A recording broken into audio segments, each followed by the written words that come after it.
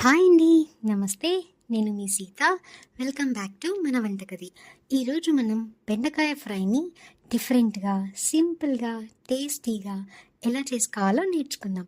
ఇందులో నేను ఒక సింపుల్ పొడిని యాడ్ చేసి చేస్తున్నానండి. అలా చేస్తే చాలా బాగుంటుంది. మరి ఎలా చేసుకోవాలో చూసేద్దామా? దీనికోసం ముందుగా ఒక బూర్లి మూకుడు పెట్టుకొని అందులోకి 1.5 గరిటెల నూనె వేసుకోండి. దీనికి కాస్త నూనె ఎక్కువే వేసుకోవాలి. నూనె కాగాక ఇప్పుడు ఇందులోకి చిన్నవైతే 10, పెద్దవైతే ఒక 6 వెల్లుల్లి రెబ్బల్ని తీసుకొని దంచుకొని వేసుకోండి. ఇవి కూడా కాస్త వేగాక 1 టీ స్పూన్ జీలకర్ర వేసి వేయించుకోవాలి. ఇది కూడా వేగిన తర్వాత 3 పచ్చిమిర్చిని నిలువుగా చీరుకొని వేసుకోండి. అలాగే 2 రెబ్బల కరివేపాకు వేసి వేయించుకోండి. ఇప్పుడు ఇందులోకి ఒక పెద్ద సైజ్ ఆనియన్ని ఇలా చూపిస్తున్న విధంగా కట్ చేసుకొని వేసుకొని 2 సార్లు కలుపుకోండి. ఇప్పుడు ఇందులోకి ఒక అరకిలో బెండకాయల్ని ఇలా చూపిస్తున్న విధంగా కట్ చేసుకొని వేసుకొని ఒకసారి కలుపుకోండి. ఫ్లేమ్ని మాత్రం మీడియం టు హై ఫ్లేమ్లోనే పెట్టుకోండి. మూత మాత్రం అస్సలు పెట్టద్దు. 2 మినిట్స్కి ఒకసారి కలుపుతూ వేయించుకోవాలి. అప్పుడే జిగురు లేకుండా ఉంటుంది. మూత పెట్టేస్తే మాత్రం జిగురు ఎక్కువ వచ్చేస్తుంది, గుర్తుపెట్టుకోండి. ఇది వేగేలోపు దీనిలోకి ఒక పొడి చేసుకుందామండి. అందుకోసం పొయ్యి మీద ఒక చిన్న బూర్లి మూకుడు పెట్టుకొని అందులోకి 1 టీ స్పూన్ నూనె వేసుకోవాలి. ఇప్పుడు ఇందులోకి 1.5 టీ స్పూన్ పచ్చిశనగపప్పు, 1.5 టీ స్పూన్ మినపప్పు వేసి కొద్దిగా వేయించుకోవాలి.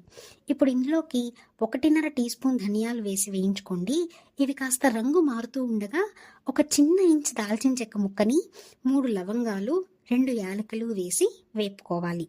ఇప్పుడు ఇందులోకి 5 ఎండుమిరపకాయలు వేసి ఒక 2 నిమిషాలు వేపుకొని చివర్లో 1.5 టీ స్పూన్ ఎండు కొబ్బరి పొడి వేసుకొని ఒక 2-3 సార్లు వేపుకొని దించేసుకోండి. వీటిలన్నింటినీ కూడా ఫ్లేమ్ని సిమ్లో పెట్టుకొని వేయించుకోవాలండి, లేదంటే మాడిపోతాయి. దీన్ని చల్లారాక మిక్సీ జార్లో వేసుకొని మెత్తగా పొడి కొట్టుకోండి. ఇప్పుడు ఒకసారి బెండకాయ ముక్కల్ని చూద్దామండి. జిగురిపోయాయి చూసారా ముక్కలన్నీ కూడాను. ఇప్పుడు ఇందులోకి ఒక 1/2 టీ స్పూన్ పసుపు, 2 టీ స్పూన్ల ఉప్పు లేదా మీ రుచికి సరిపడా ఉప్పు వేసి కలుపుకోండి. ఇలా ఉల్లిపాయ ముక్కలు ఎర్రపడి బెండకాయ రంగు మారాక ఇందాక ప్రిపేర్ చేసుకున్న పొడి మొత్తాన్ని వేసుకోండి. అలాగే 1 టీ స్పూన్ కారం వేసుకోండి. వేసి బాగా కలుపుకొని అరచెక్క నిమ్మకాయని పిండుకొని ఒకసారి బాగా కలుపుకుంటే మన బెండకాయ ఫ్రై రెడీ అయిపోతుంది. చాలా బాగుంటుందండి. ఎప్పుడూ చేసుకునే బెండకాయ ఫ్రై బోర్ కొడితే ఈసారి ఇలా ట్రై చేసి చూడండి, చాలా బాగా నచ్చుతుంది.